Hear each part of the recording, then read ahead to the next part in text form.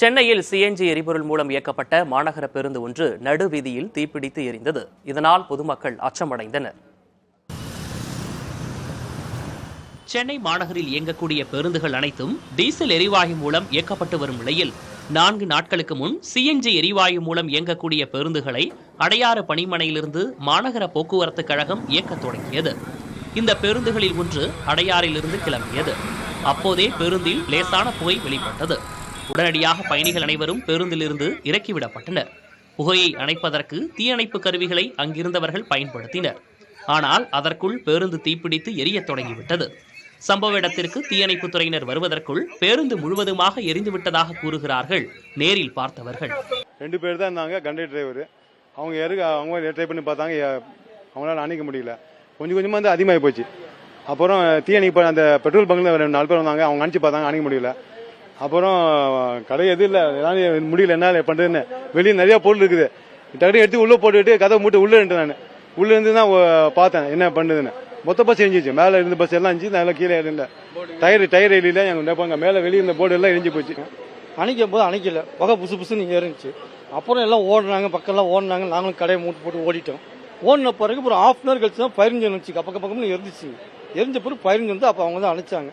அணைச்சி எல்லாம் வாஷ் பண்ணி கிளியர் பண்ணி விட்டு அப்புறம் எல்லாம் முடிச்சு பஸ் டிப்போ எடுத்துட்டு போயிட்டாங்க. அவ்வளோதான் சார். மக்களுக்கு எந்த பாதிப்பும் இல்லை, எல்லாம் பப்ளிக்லாம் இறங்கிட்டாங்க.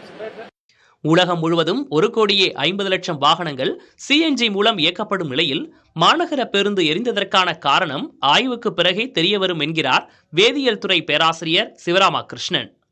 நேச்சுரல் கேஸ்ன்னு சொல்லக்கூடியது அப்படியே பூமியிலேருந்து கிடைக்கக்கூடிய வாயு சார், மீத்தேன்னு சொல்லுவோம். அந்த நேச்சுரல் கேஸை வந்து என்ன பண்ணுறாங்கன்னா குறுக்குறாங்க. அதோடைய வால்யூம்னு சொல்லுவோம் இல்லையா, அதோடைய அளவில் 1% அளவுக்கு தான் அதை வச்சிருக்கோம். அந்த அளவுக்கு அதை குறுக்கி அதிக அழுத்தத்தில் அதை உபயோகப்படுத்துகிறோம்.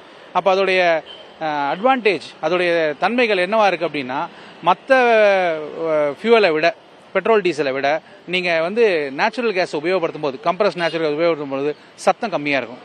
அதே மாதிரி நிறைய பேர் யூஸ் பண்ண ஆரம்பிக்கிறாங்க. அவங்களுக்கு இந்த பயம் வந்துடும், ஏன்னா ஒரு ஃபயர் ஆயிடுச்சுன்னா அவங்களுக்கு இந்த பயம் இயற்கையானதானா, அது எப்படி அது சார் சால்வ் பண்ணலாம்? அதாவது இது வந்து சார் உங்களுடைய மேக்குன்னு சொல்லுவாங்க, இன்ஜினியரிங்கில் வரக்கூடிய இன்ஜினோ உங்களுடைய பெட்ரோல் டேங்க் மாதிரி இதுக்கு ஒரு டேங்க் உண்டு. நல்ல ஹார்டு மெட்டீரியலில் தான் அந்த டேங்கை உருவாக்கியிருப்பாங்க. அந்த கேஸ் வெளியில் வந்து நெருப்பு பற்றக்கூடிய வாய்ப்புகள் ரொம்ப கம்மி. இதே மாரி ஏதாவது நடந்துச்சுன்னா உள்ளுக்குள்ளே ஏதாவது ஷார்ட் சர்க்கியூட்டோ இல்லை எலக்ட்ரிக்கல் லைன்லேருந்து வரக்கூடிய ஸ்பார்க் அது மேலே பட்டதோ இந்த மாதிரி ஏதாவது நடந்தால் இந்த இன்சிடென்ட் நடக்கும்.